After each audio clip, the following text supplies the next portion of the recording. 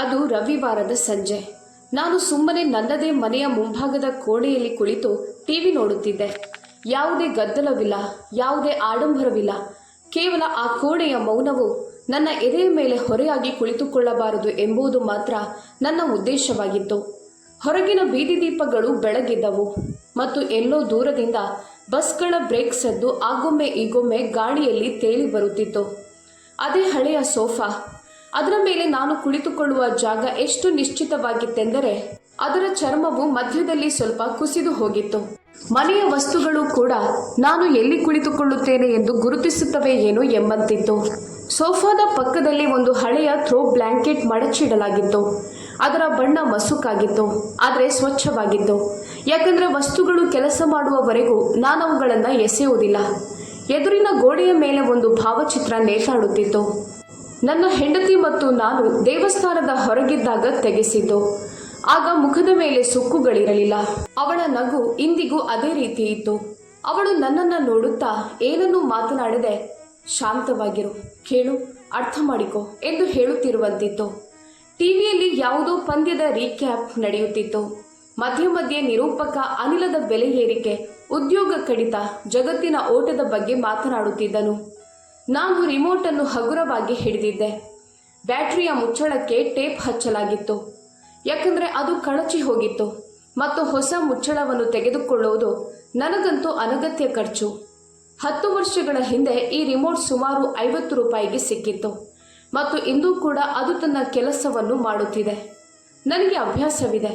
ಯಾವ ವಸ್ತುಗಳು ನಮ್ಮನ್ನು ನಿಭಾಯಿಸುತ್ತವೆಯೋ ಅವುಗಳನ್ನು ನಾನು ನಿಭಾಯಿಸುತ್ತೇನೆ. ನಾನು ಸದ್ದನ್ನು ತುಂಬ ಕಡಿಮೆ ಇಟ್ಟಿದ್ದೆ. ನಿಜ ಹೇಳಬೇಕಂದ್ರೆ ನಾನು ಟಿವಿ ನೋಡುವುದಕ್ಕಿಂತ ಹೆಚ್ಚಾಗಿ ಆ ಶಬ್ದದ ಸಹಾಯದಿಂದ ನನ್ನನ್ನು ಒಂಟಿತನದಿಂದ ರಕ್ಷಿಸಿಕೊಳ್ಳುತ್ತಿದ್ದೆ. ಹೆಂಡತಿ ಹೋದ ನಂತರ ಮನೆಯ ಮೌನ ಬೇರೆಯದ್ದೇ ರೀತಿ ಮಾತನಾಡುತ್ತದೆ. ಮೊದಲು ಈ ಮೌನವು ನೆಮ್ಮದಿ ನೀಡುತ್ತಿತ್ತು. ಈಗ ಆಗೊಮ್ಮೆ ಈಗೊಮ್ಮೆ ಪ್ರಶ್ನೆಗಳನ್ನು ಕೇಳುತ್ತದೆ. ನನ್ನ ಮಗನ ಮದುವೆಯಾದ ನಂತರ ಕೆಲವು ತಿಂಗಳುಗಳ ಕಾಲ ಮನೆ ಮತ್ತೆ ತುಂಬಿಕೊಳ್ಳುತ್ತದೆ ಎಂದು ಅನ್ನಿಸಿತ್ತು. ಮನೆಯಲ್ಲಿ ಸದ್ದುಗಳು ಮರಳಿ ಬರುತ್ತವೆ ಎಂದೆನಿಸಿತ್ತು. ಆರಂಭದಲ್ಲಿ ನಿಜವಾಗಿಯೂ ಅವು ಮರಳಿ ಬಂದವು. ಆದರೆ ನಂತರ ಆ ಸದ್ದುಗಳು ಕ್ರಮೇಣ ಬದಲಾದವು. ಅವುಗಳಲ್ಲಿ ನನಗಾಗಿ ಜಾಗ ಕಡಿಮೆಯಾಗುತ್ತಾ ಹೋಯಿತು. ನಾನು ಹಳೆಯ ಕಾಲದ ಮನುಷ್ಯ. ಪ್ರತಿಯೊಂದು ವಿಷಯದಲ್ಲೂ ವಾಗ್ವಾದ ಮಾಡೋದಿಲ್ಲ. ಶಾಂತಿಯೇ ದೊಡ್ಡ ಸಂಪತ್ತು ಅಂತ ನನಗೆ ಅನ್ನಿಸ್ತಿತ್ತು. ಆದರೆ ಶಾಂತಿಯ ಬೆಲೆಯನ್ನು ಕೇವಲ ಒಬ್ಬ ವ್ಯಕ್ತಿಯೇ ಪಾವತಿಸುತ್ತಿದ್ದರೆ ಅದು ಶಾಂತಿಯಾಗಿ ಉಳಿಯುವುದಿಲ್ಲ. ಅದೊಂದು ಒಪ್ಪಂದವಾಗಿ ಬಿಡುತ್ತದೆ. ಅದೇ ಒಪ್ಪಂದದ ಬದುಕಿನಲ್ಲಿ ನಾನು ಆ ಸಂಜೆ ಕುಳಿತಿದ್ದಾಗ ಚಾವಡಿಯಿಂದ ಬರುತ್ತಿರುವ ಹಿಮ್ಮಡಿಗಳ ವೇಗದ ಸದ್ದನ್ನು ಕೇಳಿಸಿಕೊಂಡೆ. ಆ ಹೆಜ್ಜೆಗಳು ಹೇಗಿದ್ದವೆಂದರೆ ಮನೆ ತಾನಾಗಿಯೇ ದಾರಿ ಮಾಡಿಕೊಡುತ್ತದೆ ಎನ್ನುವ ಭರವಸೆ ಅವುಗಳಲ್ಲಿದ್ದಂತಿತ್ತು. ನಾನು ಕುತ್ತಿಗೆ ತಿರುಗಿಸಲಿಲ್ಲ. ಈಗ ಇಷ್ಟು ವರ್ಷಗಳಲ್ಲಿ ನಾನು ಹೆಜ್ಜೆಗಳ ಭಾಷೆಯನ್ನು ಅರ್ಥ ಮಾಡಿಕೊಳ್ಳಲು ಆರಂಭಿಸಿದ್ದೇನೆ. ಯಾರಾದರೂ ಕೋಣೆಗೆ ಪ್ರವೇಶಿಸಿದಾಗ ಗಾಳಿಯ ದಿಕ್ಕೇ ಬದಲಾಗುತ್ತದೆ ಮತ್ತು ಆ ಕ್ಷಣದಲ್ಲಿ ಗಾಳಿ ನಿಜವಾಗಿಯೂ ಬದಲಾಯಿತು. ನನ್ನ ಸೊಸೆ ಕೋಣೆಗೆ ಬಂದಳು. ನಮಸ್ತೆ ಇಲ್ಲ, ಹೆಲೋ ಇಲ್ಲ, ಕನಿಷ್ಠ ಒಂದು ದೃಷ್ಟಿಯೂ ಇಲ್ಲ. ಅವಳು ನೇರವಾಗಿ ನನ್ನ ಕೈಯಿಂದ ರಿಮೋಟ್ ಕಿತ್ತುಕೊಂಡಳು. ನಾನು ಅಲ್ಲಿ ಕುಳಿತಿರುವ ಮನುಷ್ಯನಲ್ಲ, ಬದಲಾಗಿ ಯಾವುದೋ ಇಟ್ಟಿರುವ ವಸ್ತು ಎಂಬಂತೆ. ನಂತರ ಒಂದು ಬಟನ್ ಒತ್ತಿದಳು. ಸ್ಕ್ರೀನ್ ಕಪ್ಪಾಯಿತು. ಹಠಾತ್ ಆಗಿ ಕೋಣೆಯಲ್ಲಿದ್ದ ಸದ್ದು ಮಾಯವಾಯಿತು ಮತ್ತು ಅದರ ಜಾಗದಲ್ಲಿ ಬಂದ ಮೌನವು ನೆಮ್ಮದಿ ನೀಡುವಂಥದ್ದಾಗಿರಲಿಲ್ಲ. ಅದು ಭಾರವಾಗಿತ್ತು, ದಪ್ಪವಾಗಿತ್ತು. ಯಾರೂ ನನ್ನ ಭುಜದ ಮೇಲೆ ಹೊರೆಯೊಂದನ್ನು ಇಟ್ಟಂತೆ ಭಾಸವಾಯಿತು. ನನ್ನ ಬೆರಳುಗಳು ಒಂದು ಕ್ಷಣ ಗಾಳಿಯಲ್ಲಿ ಹಾಗೆ ಮಡಚಿಕೊಂಡಿದ್ದವು. ರಿಮೋಟ್ ಇನ್ನೂ ಅಲ್ಲೇ ಇದೆ ಎಂಬಂತೆ. ದೇಹದ ಅಭ್ಯಾಸಗಳು ತಕ್ಷಣ ಬದಲಾಗೋದಿಲ್ಲ. ನಾನು ಅವಳ ಕಡೆಗೆ ನೋಡಿದೆ. ಅವಳು ಎದೆಯ ಮೇಲೆ ಕೈಗಳನ್ನು ಕಟ್ಟಿಕೊಂಡಿದ್ದಳು. ಅವಳ ಕಣ್ಣುಗಳು ಟಿವಿಯ ಕಪ್ಪು ಪರದೆಯನ್ನು ಹೇಗೆ ನೋಡುತ್ತಿದ್ದವೆಂದರೆ ಟಿವಿ ಅವಳಿಗೆ ಅವಮಾನ ಮಾಡಿದೆ ಎನ್ನುವಂತಿತ್ತು. ನಂತರ ಅವಳು ನನ್ನ ಕಡೆಗೆ ನೋಡಿದಳು. ಅವಳ ಕಣ್ಣಿನಲ್ಲಿ ಆ ತಣ್ಣನೆಯ ಭಾವವಿತ್ತು. ಅದು ಒಬ್ಬ ಮನುಷ್ಯನನ್ನು ಮನುಷ್ಯನಂತೆ ನೋಡದೆ ಒಂದು ವಸ್ತುವಿನಂತೆ ನೋಡುತ್ತಿತ್ತು. ನೀವು ಯಾವಾಗಲೂ ಇಲ್ಲೇ ಯಾಕೆ ಇರ್ತೀರಿ? ಅವಳು ಕೇಳಿದಳು. ಇದು ಫ್ಯಾಮಿಲಿ ಸ್ಪೇಸ್. ಫ್ಯಾಮಿಲಿ ಸ್ಪೇಸಾ? ನಾನು ಮೆಲ್ಲಗೆ ಆ ಕೋಣೆಯನ್ನು ನೋಡಿದೆ. ಅದೇ ಕಾಫಿ ಟೇಬಲ್. ಅದನ್ನು ನಾನು ನನ್ನ ಮಗ ಹೈಸ್ಕೂಲಿನಲ್ಲಿದ್ದಾಗ ಖರೀದಿಸಿದ್ದೆ. ಗೋಡೆಯ ಮೇಲಿರುವ ಅದೇ ಸಣ್ಣ ಗುಂಡಿ. ಅವನು ಮನೆಯೊಳಗೆ ಬಾಸ್ಕೆಟ್ಬಾಲ್ ಆಡಲೇಬೇಕು ಅಂತ ಹಠ ಹಿಡಿದಾಗ ಬಿದ್ದಿದ್ದು. ನನ್ನ ಹೆಂಡತಿಯ ಆರಿಸಿದ್ದ ಅದೇ ಪರದೆಗಳು. ಯಾಕಂದರೆ ಮಧ್ಯಾಹ್ನದ ಬಿಸಿಲು ಅವುಗಳ ಮೂಲಕ ಹಾದು ಬಂದಾಗ ಬಂಗಾರದಂತೆ ಕಾಣುತ್ತಿತ್ತು. ನಾನು ದೀರ್ಘವಾಗಿ ಉಸಿರಾಡಿದೆ. ನಾನು ಕೇವಲ ಪಂದ್ಯ ನೋಡುತ್ತಿದ್ದೆ ಎಂದೆ. ನನ್ನ ಧ್ವನಿಯಲ್ಲಿ ಯಾವುದೇ ಸವಾಲಿರಲಿಲ್ಲ, ಯಾವುದೇ ವಾಗ್ವಾದವಿರಲಿಲ್ಲ. ನನ್ನ ಸ್ವಭಾವವೇ ಹಾಗಿತ್ತಲ್ವಾ. ನಾನು ಬೆಂಕಿಯಿಂದಲ್ಲ, ಬದಲಾಗಿ ನೀರಿನಿಂದ ಕೆಲಸ ಮಾಡುವವನು. ಆದರೆ ಎಲ್ಲ ಬೆಂಕಿಯು ನೀರಿನಿಂದ ಆರೋದಿಲ್ಲ. ಕೆಲವು ಬೆಂಕಿ ನೀರನ್ನೇ ಕುಡಿದು ಬಿಡುತ್ತವೆ. ಅವಳು ನಕ್ಕಳು. ಸಣ್ಣದಾದ, ಚುಚ್ಚುವಂತ, ಯಾವುದೇ ಬೆಚ್ಚಗಿನ ಭಾವವಿಲ್ಲದ ನಗು. ಇದು ನಿಮ್ಮದು ಅಂತ ನಿಮಗೆ ಅನ್ನಿಸ್ತಿದ್ಯಾ? ಅವಳು ಹೇಳಿದಳು. ನೀವೀಗ ಇದಕ್ಕಾಗಿ ಏನನ್ನೂ ಮಾಡೋದಿಲ್ಲ, ಸುಮ್ಮನೆ ಕುಳಿತಿರುತ್ತೀರಿ. ಈ ಜಾಗ ನಿಮ್ಮದೇ ಎಂಬಂತೆ. ನನ್ನ ಕಿವಿಗಳಿಗೆ ನೀವು ಎಂಬ ಪದ ಕೇಳಿಸಿತು. ಆದರೆ ಅದರಲ್ಲಿ ಗೌರವವಿರಲಿಲ್ಲ, ಅದರಲ್ಲಿ ದೂರವಿತ್ತು. ಮತ್ತು ಅದೇ ದೂರದ ಹಿಂದೆ ಇನ್ನೊಂದು ಸತ್ಯವಿತ್ತು. ನನ್ನ ಮಗ ಅವಳನ್ನು ಎಂದಿಗೂ ತಡೆದಿರಲಿಲ್ಲ. ನನ್ನ ದೃಷ್ಟಿ ಅರಿವಿಲ್ಲದೆಯೇ ಬಾಗಿಲಿನ ಕಡೆಗೆ ಹೋಯಿತು ಮತ್ತು ಅಲ್ಲಿಯೇ ನನ್ನ ಮಗ ನಿಂತಿದ್ದ. ಅವನ ಭುಜಗಳು ಜಾರಿದ್ದವು, ಕಣ್ಣುಗಳು ಕೆಳಕ್ಕೆ ಹೋಗಿದ್ದವು. ಅವನು ನನ್ನನ್ನು ನೋಡುತ್ತಿರಲಿಲ್ಲ. ಅವನು ನೆಲವನ್ನು ಅಲ್ಲಿ ಯಾವುದೋ ಉತ್ತರ ಬರೆದಿದೆ ಎಂಬಂತೆ ದಿಟ್ಟಿಸುತ್ತಿದ್ದ. ಆ ಕ್ಷಣದಲ್ಲಿ ನನಗೆ ಅನಿಸಿತು, ಒಬ್ಬ ಮನುಷ್ಯನ ಮೌನವೇ ಶಬ್ದವಾಗಿ ಬದಲಾದರೆ ಅದು ಅತ್ಯಂತ ಜೋರಾದ ಕಿರುಚಾಟವಾಗಿರುತ್ತದೆ ಎಂದು. ನನ್ನ ಸೊಸೆ ಒಂದು ಹೆಜ್ಜೆ ಮುಂದೆ ಬಂದಳು. ಎಷ್ಟು ಹತ್ತಿರವೆಂದರೆ ಅವಳ ದುಬಾರಿ ಸುಗಂಧ ದ್ರವ್ಯದ ವಾಸನೆ ನನ್ನ ಮೂಗಿಗೆ ಚುಚ್ಚಿತು. ಅದು ಕೇವಲ ಸುಗಂಧ ದ್ರವ್ಯವಾಗಿರಲಿಲ್ಲ, ಅದೊಂದು ಘೋಷಣೆಯಾಗಿತ್ತು. ನಾನು ಇಲ್ಲಿದ್ದೇನೆ ಮತ್ತು ನಾನೇ ತೀರ್ಮಾನಿಸುತ್ತೇನೆ. ಅವಳು ಬಾಗಿಲಿನ ಕಡೆಗೆ ಬೆರಳು ಮಾಡಿ ತೋರಿಸಿದಳು, ಯಾವುದೋ ಅಲೆಮಾರಿ ನಾಯಿಯನ್ನ ಓಡಿಸುವಂತೆ. ಹೊರಗೆ ಹೋಗಿ ಎಂದಳು. ಕೇವಲ 2 ಪದಗಳು. ಆದರೆ ಆ 2 ಪದಗಳ ಹಿಂದೆ ವರ್ಷಗಳಿಂದ ಮೆಲ್ಲಗೆ ಜಮೆಯಾದ ಅವಮಾನವಿತ್ತು. ನಾನು ಪ್ರತಿ ಬಾರಿಯೂ ಸರಿ ಅಂತ ಹೇಳಿ ನುಂಗಿದ್ದ ಅವಮಾನವದು. ನಾನು ಅವಳ ಕಣ್ಣುಗಳನ್ನು ನೋಡಿದೆ. ನಂತರ ಅವಳು ಆ ಮಾತನ್ನು ಹೇಳಿದಳು. ಅದು ಯಾವುದೇ ಮನುಷ್ಯನ ಆತ್ಮದ ಆಳದವರೆಗೂ ಸೀಳಿ ಬಿಡುತ್ತಿತ್ತು. ಆ ಪದಗಳನ್ನು ನಾನಿಲ್ಲಿ ಪೂರ್ಣವಾಗಿ ಪುನರಾವರ್ತಿಸಲು ಇಷ್ಟಪಡೋದಿಲ್ಲ. ಆದರೆ ಅದರ ಅರ್ಥವಿಷ್ಟೇ, ಈ ಮನೆ ಈಗ ನನಗೆ ಸೇರಿತು. ನೀವಿಲ್ಲಿ ವ್ಯರ್ಥ. ಕೋಣೆಯಲ್ಲಿ ಒಂದು ಕ್ಷಣ ಎಲ್ಲವೂ ನಿಂತು ಹೋಯಿತು. ಸಮಯ ನಿಧಾನವಾಗಲಿಲ್ಲ, ಸಮಯವೇ ಸ್ತಬ್ಧವಾಯಿತು. ನನಗೆ ನನ್ನ ಕೈಗಳು ನೆನಪಾದವು. ಅದೇ ಕೈಗಳು ದಿನಕ್ಕೆ 12ರಿಂದ 12 ಗಂಟೆಗಳ ಶಿಫ್ಟ್ಗಳಲ್ಲಿ ದುಡಿದಿದ್ದವು. ನನ್ನ ಮಗನ ಕಾಲೇಜು ಶುಲ್ಕಕ್ಕಾಗಿ ಚೆಕ್ ಬರೆದಿದ್ದ ಅದೇ ಕೈಗಳವು. ಆಸ್ಪತ್ರೆಯ ಕಾರಿಡಾರ್ನಲ್ಲಿ ಗಂಟೆಗಟ್ಟಲೆ ನನ್ನ ಹೆಂಡತಿಯ ಕೈ ಹಿಡಿದು ಕಾಯುತ್ತಿದ್ದ ಕೈಗಳವು. ಮಗ ಮನೆಗಾಗಿ ಸ್ವಲ್ಪ ಸಹಾಯ ಬೇಕು ಅಂದಾಗ ನಾನು ಯಾವುದೇ ಪ್ರಶ್ನೆ ಮಾಡದೆ ಅವನಿಗೆ ನೀಡಿದ ಹಣ ನೆನಪಾಯಿತು. ಹೊರಗೆ ನಿಂತಿದ್ದ ಆ ಕಾರು ನೆನಪಾಯಿತು. ಹಳೆಯದಾದರೂ ಶುಚಿಯಾಗಿತ್ತು, ಯಾಕಂದರೆ ನಾನು ಮುರಿದು ಹೋಗುವ ವಸ್ತುಗಳನ್ನು ಜೋಪಾನದಿಂದ ಕಾಪಾಡಬಲ್ಲೆ. ನನ್ನ ಎದೆಯ ಬಡಿತ ನನಗೆ ಕೇಳಿಸಿತು. ಆದರೆ ಆಶ್ಚರ್ಯದ ಸಂಗತಿ ಎಂದರೆ ನನ್ನೊಳಗೆ ಯಾವುದೇ ಬೆಂಕಿ ಏಳಲಿಲ್ಲ, ಯಾವುದೇ ಕಿರುಚಾಟ ಬರಲಿಲ್ಲ, ಯಾವುದೇ ಸಿಟ್ಟು ಸ್ಫೋಟಿಸಲಿಲ್ಲ. ಅದರ ಬದಲಾಗಿ ನನ್ನೊಳಗೆ ಬೇರೇನೋ ಮೂಡಿತು. ಸ್ಪಷ್ಟತೆ, ತಣ್ಣಗಿನ ಶುದ್ಧವಾದ ಸ್ಥಿರವಾದ ಸ್ಪಷ್ಟತೆ. ದಟ್ಟವಾದ ಮಂಜಿನಲ್ಲಿ ಹಠಾತ್ತಾಗಿ ಬೆಳಕು ಮೂಡಿ ದಾರಿ ಕಾಣಿಸಿದಂತೆ. ಮತ್ತು ಅದೇ ಸ್ಪಷ್ಟತೆಯೊಂದಿಗೆ ನಾನು ಮುಗುಳ್ನಕ್ಕಿದೆ. ಅದು ಯಾವುದೇ ದುರ್ಬಲ ಮುಗುಳ್ನಗೆಯಾಗಿರಲಿಲ್ಲ. ಸೋಲುಪ್ಪಿಕೊಳ್ಳುವ ನಗು ಅದಲ್ಲವೇ ಅಲ್ಲ, ಅದೊಂದು ಶಾಂತವಾದ ಮುಗುಳ್ನಗೆ. ಚೆಸ್ ಆಟದ ಪೂರ್ಣ ವರಸೆ ಅರ್ಥವಾದಾಗ ಒಬ್ಬ ವ್ಯಕ್ತಿ ಬೀರುವಂಥ ನಗುವದು. ಸರಿ ಅಂದೆ, ಕೇವಲ ಸರಿ. ನನ್ನ ಸೊಸೆಯ ಮುಖ ಒಂದು ಕ್ಷಣ ವಿಚಲಿತವಾಯಿತು. ಅವಳು ನನ್ನಿಂದ ಶಬ್ದವನ್ನು ನಿರೀಕ್ಷಿಸಿದ್ದಳು, ಡ್ರಾಮಾವನ್ನು ಬಯಸಿದ್ದಳು. ನನ್ನೊಳಗಿನಿಂದ ಹೊರಬರುವ ಯಾವುದೋ ನೋವನ್ನು ಅವಳು ಎದುರು ನೋಡುತ್ತಿದ್ದಳು, ಅದನ್ನು ತನ್ನ ಪರವಾಗಿ ಬಳಸಿಕೊಳ್ಳಲು. ನಾನು ಇದು ನನ್ನ ಮನೆ ಎಂದು ಹೇಳಬೇಕೆಂದು ಅವಳು ಬಯಸಿದ್ದಳು. ನಾನು ಮಾಡಿದ ತ್ಯಾಗಗಳನ್ನು ಎಣಿಸಬೇಕೆಂದು ಅವಳು ಬಯಸಿದ್ದಳು. ನಾನು ಮಗನನ್ನು ನಾಚಿಕೆಗೀಡು ಮಾಡಬೇಕೆಂದು ಅವಳು ಅಂದುಕೊಂಡಿದ್ದಳು. ಮುದಿ ಮನುಷ್ಯ ಅಳುತ್ತಾನೆ, ಅಂಗಲಾಚುತ್ತಾನೆ ಅಥವಾ ಕೋಪದಲ್ಲಿ ಏನನ್ನಾದರೂ ಒಡೆಯುತ್ತಾನೆ ಎಂದು ಅವಳು ತನ್ನ ಮನಸ್ಸಿನಲ್ಲಿ ದೃಶ್ಯವೊಂದನ್ನು ಸೃಷ್ಟಿಸಿಕೊಂಡಿರ್ಬೋದು. ಆದರೆ ನಾನು ಶಾಂತವಾಗಿದ್ದೆ, ಯಾಕಂದರೆ ಶಾಂತವಾಗಿರುವ ಮನುಷ್ಯನನ್ನು ಜನರು ದುರ್ಬಲ ಎಂದು ತಿಳಿಯುತ್ತಾರೆ. ಆದರೆ ವಾಸ್ತವದಲ್ಲಿ ಅವನೇ ಅತ್ಯಂತ ಅಪಾಯಕಾರಿ. ಅವನು ನೋಡುತ್ತಾನೆ, ಅವನು ಅರ್ಥ ಮಾಡಿಕೊಳ್ಳುತ್ತಾನೆ, ಅವನು ಮಾತನಾಡುವ ಮೊದಲಿಗೆ ನಿರ್ಧಾರ ತೆಗೆದುಕೊಳ್ಳುತ್ತಾನೆ. ನಾನು ನಿಧಾನವಾಗಿ ನನ್ನ ಜೇಬಿನಲ್ಲಿ ಕೈ ಹಾಕಿ ಕೀಲಿಗಳನ್ನು ಹಿಡಿದುಕೊಂಡೆ. ಹಳೆಯ ಕೀಲಿಗಳು ಭಾರವಾಗಿದ್ದವು. ಅವುಗಳ ಮೇಲೆ ವರ್ಷಗಳ ತೂಕವಿತ್ತು. ಪ್ರತಿಯೊಂದು ಕೀಲಿಯೊಂದಿಗೂ ಒಂದು ನೆನಪು ಬೆಸೆದುಕೊಂಡಿತ್ತು. ಮುಖ್ಯ ದ್ವಾರದ ಕೀಲಿ. ಪ್ರತಿ ರಾತ್ರಿ ಸುಸ್ತಾಗಿ ಮನೆಗೆ ಮರಳಿದಾಗ ನಾನದನ್ನು ತೆರೆಯುತ್ತಿದ್ದೆ. ನನ್ನ ಹೆಂಡತಿಯ ಕೈಯಲ್ಲೂ ಇರುತ್ತಿದ್ದ ಅದೇ ಕೀಲಿ. ಈ ಮನೆಯೊಳಗೆ ನಮ್ಮ ಇಡೀ ಬದುಕನ್ನು ನೋಡಿದ ಕೀಲಿ ಅದು. ನಾನು ಎದ್ದು ನಿಂತೆ. ಮೊಣಕಾಲುಗಳಲ್ಲಿ ಸಣ್ಣಗೆ ನೋವು ಕಾಣಿಸಿಕೊಂಡಿತು. ವಯಸ್ಸು ಶರೀರವನ್ನು ನಿಧಾನಗೊಳಿಸಿದೆ, ಆದರೆ ನನ್ನ ಸಂಕಲ್ಪವನ್ನಲ್ಲ. ನಾನು ಅವರಿಬ್ಬರ ಮಧ್ಯದಿಂದ ಹಾದು ಬಾಗಿಲಿನ ಕಡೆ ಹೆಜ್ಜೆ ಹಾಕಿದೆ. ನನ್ನ ಮಗ ಈಗಲೂ ಕೆಳಗೆ ನೋಡುತ್ತಿದ್ದ. ನಾನವನಿಗೆ ಏನನ್ನೂ ಹೇಳಲಿಲ್ಲ. ಕೆಲವು ಸಾರಿ ನೀವು ಹೇಳದ ಮಾತುಗಳೇ ಅತ್ಯಂತ ದೊಡ್ಡ ವಾಕ್ಯಗಳಾಗಿರುತ್ತವೆ. ಮುಖ್ಯ ದ್ವಾರವನ್ನು ತೆರೆಯುವಾಗ ಸಣ್ಣದಾಗಿ ಕೀರಲು ಸದ್ದು ಕೇಳಿಸಿತು. ಹೊರಗಿನ ಗಾಳಿಯಲ್ಲಿ ಎಲ್ಲೋ ದೂರದಿಂದ ಬರುತ್ತಿದ್ದ ಸೈರನ್ ಸದ್ದು ಮತ್ತು ನೆರೆಮನೆಯಿಂದ ಬರುತ್ತಿದ್ದ ಹುರಿದ ಪದಾರ್ಥಗಳ ಘಮವಿತ್ತು. ನಾನು ಹೊರಬಂದೆ ಮತ್ತು ಒಂದು ಕ್ಷಣ ಬಾಗಿಲಲ್ಲಿ ನಿಂತೆ. ಆ ಮನೆಯನ್ನು ಕೊನೆಯ ಬಾರಿಗೆ ನೋಡುತ್ತಿರುವಂತೆ ಅಲ್ಲ, ಬದಲಾಗಿ ಮೊದಲ ಬಾರಿಗೆ ನೋಡುತ್ತಿರುವಂತೆ ಭಾಸವಾಯಿತು.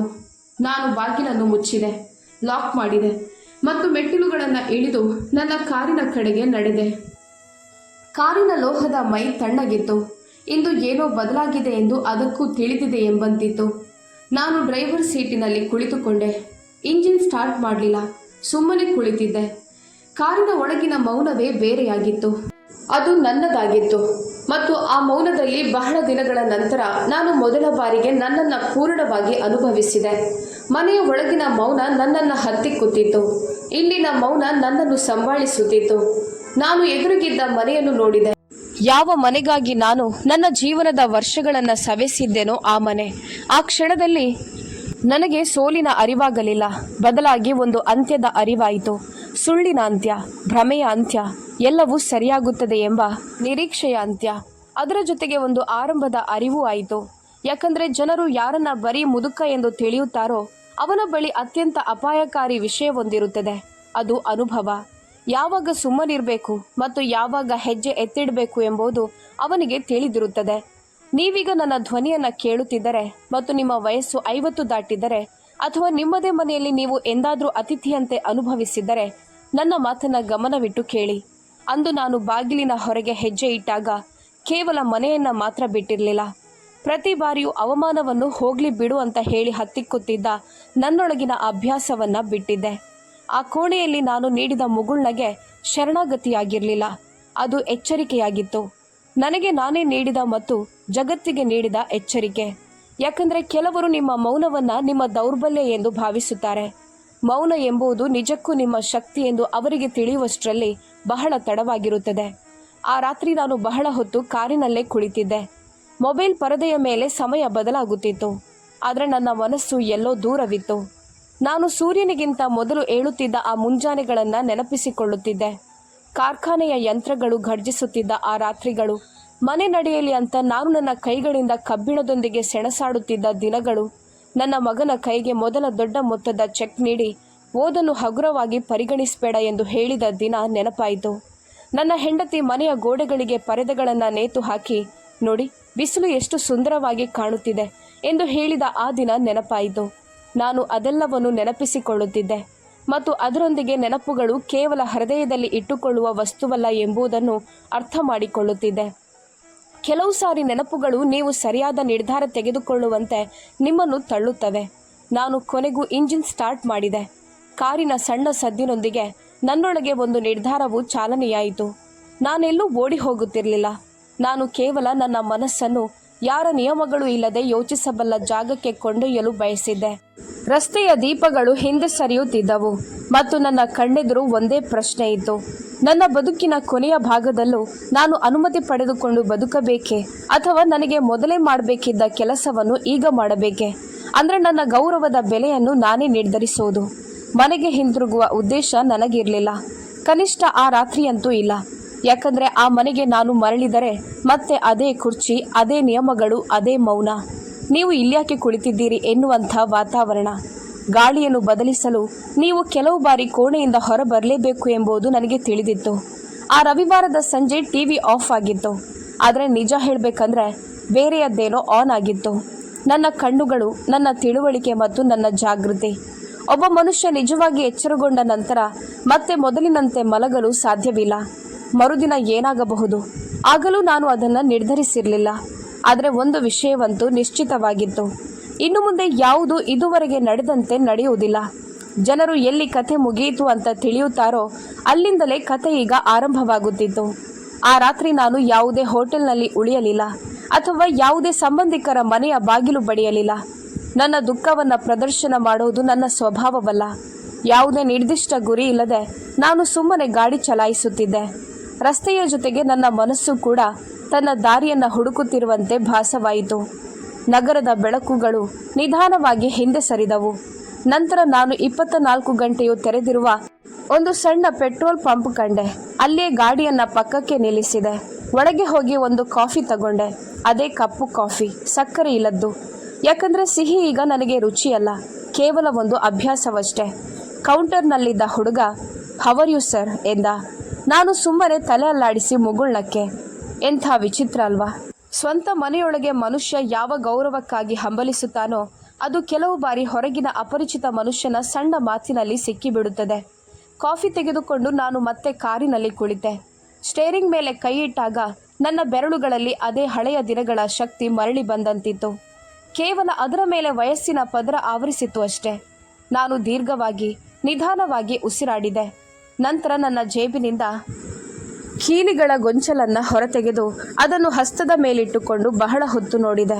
ಲೋಹ ತಣ್ಣಗಿತ್ತು, ಆದರೆ ಅದರ ಹಿಂದಿಂದ ನೆನಪುಗಳು ಬೆಚ್ಚಗಿದ್ದವು. ಅವು ಸುಡುವಂಥ ನೆನಪುಗಳಲ್ಲ, ಎಚ್ಚರಿಸುವಂಥದ್ದು.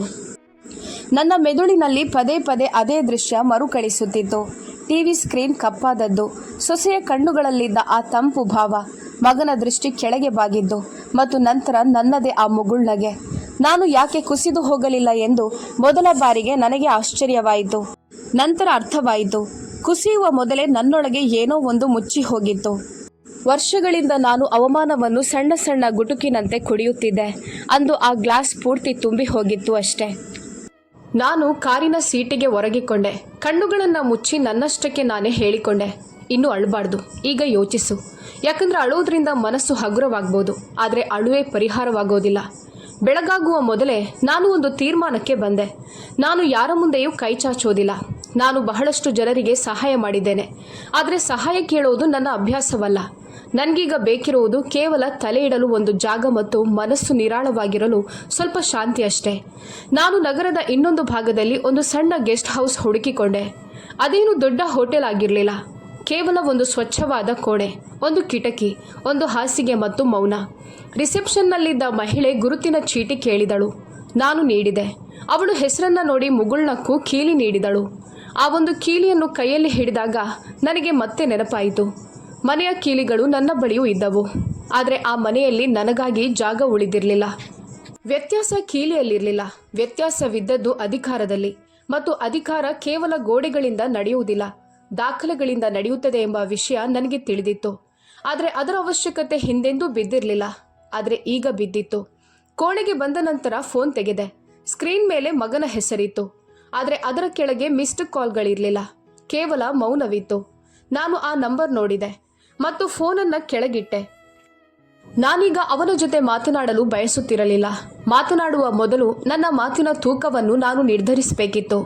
ನಾನೀಗ ಫೋನ್ ಮಾಡಿದರೆ ಬಹುಶಃ ಸಿಟ್ಟು ಮಾತನಾಡ್ತಿತ್ತು, ನೋವು ಮಾತನಾಡ್ತಿತ್ತು, ಮತ್ತು ಅದೆಲ್ಲವನ್ನು ಕೇಳಿಸಿಕೊಂಡರೂ ಏನೂ ಬದಲಾಗುತ್ತಿರಲಿಲ್ಲ. ನಾನು ಮಾತನಾಡುವಾಗ ನನ್ನ ಪದಗಳು ಕಲ್ಲಿನಂತೆ ನೇರ, ಘನ ಮತ್ತು ಪರಿಣಾಮಕಾರಿಯಾಗಿರಬೇಕು ಅಂತ ನಾನು ಬಯಸಿದ್ದೆ. ನಾನು ಬ್ಯಾಗ್ನಿಂದ ಒಂದು ಹಳೆಯ ಫೈಲ್ ತೆಗೆದೆ. ಅದನ್ನು ನಾನು ಯಾವಾಗಲೂ ನನ್ನ ಬಳಿ ಇಟ್ಟುಕೊಳ್ಳುತ್ತಿದ್ದೆ. ಅದರಲ್ಲಿ ಕೆಲವು ಮುಖ್ಯ ಕಾಗದ ಪತ್ರಗಳಿದ್ದವು. ಬ್ಯಾಂಕ್ ಪತ್ರಗಳು, ವಿಮಾ ದಾಖಲೆಗಳು, ತೆರಿಗೆ ರಶೀದಿಗಳು ಮತ್ತು ಮನೆಗೆ ಸಂಬಂಧಿಸಿದ ಕೆಲವು ಪೇಪರ್ಗಳು. ನಾನು ಯಾವಾಗಲೂ ಹೀಗೆ ವಸ್ತುಗಳನ್ನು ಜೋಪಾನವಾಗಿ ಇಟ್ಟುಕೊಳ್ಳುವ ಸ್ವಭಾವದವನು. ನನ್ನ ಹೆಂಡತಿ ನಗುತ್ತಿದ್ದಳು. ನೀವು ಪ್ರತಿಯೊಂದು ಕಾಗದವನ್ನು ಕೋರ್ಟಿನಲ್ಲಿ ಸಾಕ್ಷಿ ನೀಡುವವನಂತೆ ಇಟ್ಟುಕೊಳ್ಳುತ್ತೀರಿ ಎನ್ನುತ್ತಿದ್ದಳು.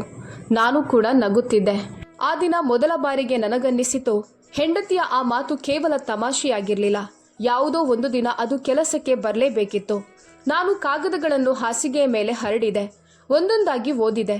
ಕಣ್ಣುಗಳು ಈಗ ಮೊದಲಿನಂತೆ ಚುರುಕಾಗಿಲ್ಲ. ಹಾಗಾಗಿ ಕನ್ನಡಕ ಹಾಕ್ಕೊಂಡು ಗಮನವಿಟ್ಟು ನೋಡಿದೆ. ಮನೆಯ ರಿಜಿಸ್ಟ್ರಿ, ತೆರಿಗೆಗಳು, ಕೆಲವು ಹಳೆಯ ಪಾವತಿಗಳು ಮತ್ತು ನಂತರ ವರ್ಷಗಳ ಹಿಂದೆ ನಾನು ಬ್ಯಾಂಕಿನಿಂದ ಪಡೆದಿದ್ದ ಒಂದು ಪತ್ರ.